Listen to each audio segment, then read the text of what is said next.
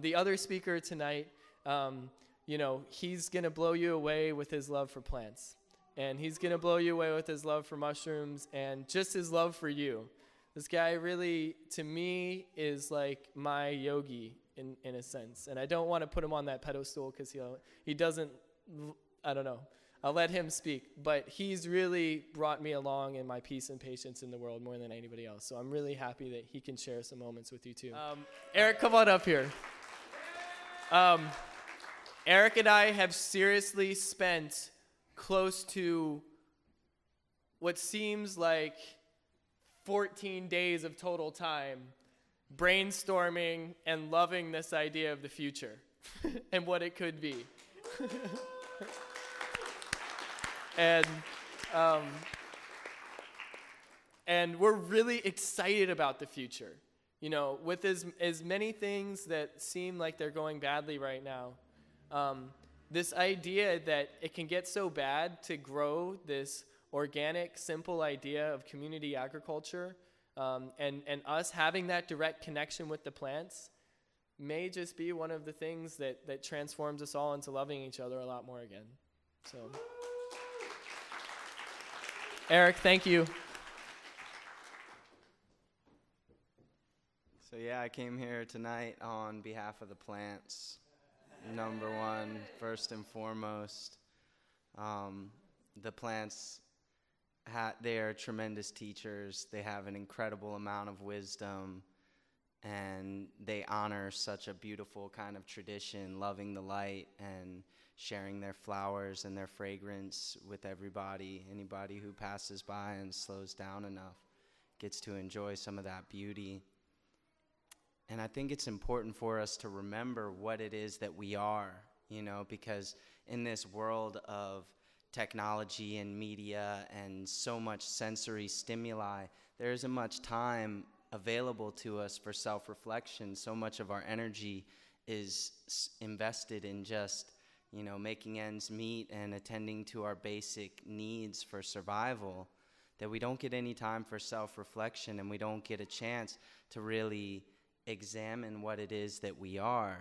So I just want to make it very clear for everybody that you are an accumulation of plant matter.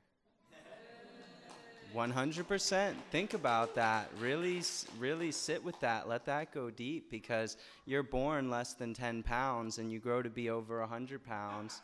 And all of that is just an accumulation of plant matter, either directly or indirectly. From the moment that umbilical cord is cut, you take in a deep breath of air and it oxygenates your brain, and all of that oxygen is coming from the photosynthetic beings of the world. And so it's really important for us to remember this connection and remember that this life is not, I'm not an individual being. I'm a compilation of so many different beings. I'm a compilation of so many different plants. And then on top of that, so many different microbes, right? Half of my body weight is microorganisms that are genetically distinct from me. And in fact, on a cell-by-cell basis, those microorganisms outnumber my human cells 10 to 1, right? So it's important for us to start taking a different kind of perspective on things and slowing down and remembering that everything that human beings need, everything that we absolutely depend on, is coming from plants. It's coming from life. And so a big part of what this vision is bringing these plants back to the people.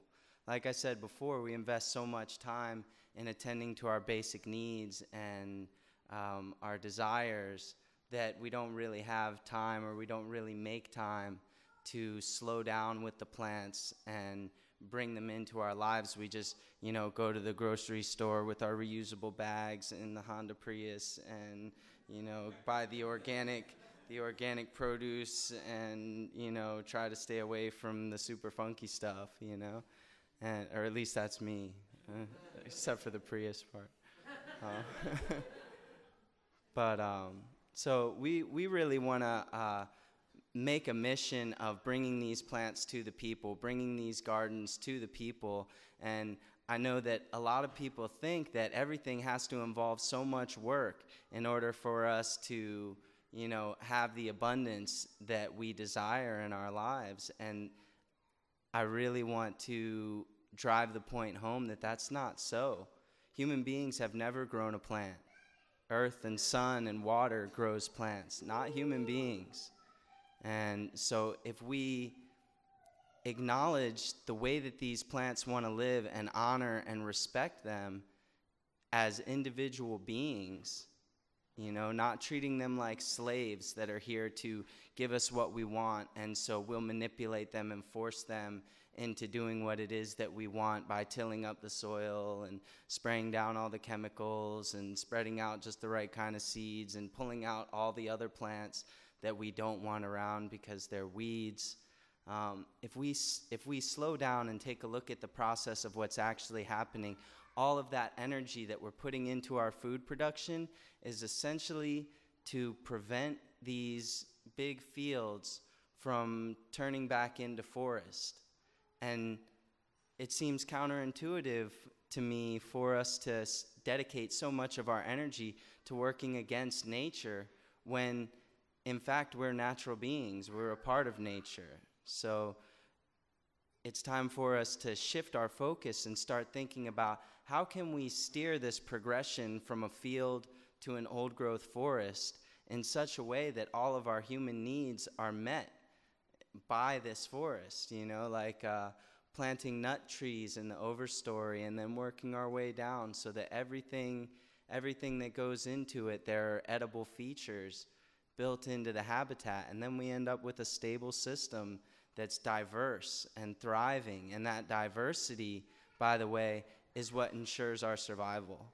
Without diversity, we're not going to make it on this planet. And that's exactly what so much of this destruction is because we're eliminating the diversity. We're living a monoculture, factory-farmed kind of lifestyle, and it's turning us into a monoculture of people and a factory-farmed kind of people. So it's time for us to slow down and take in better information, take in the wild information, and develop a real relationship with these beings. So take that home with you and think about it. Thank you.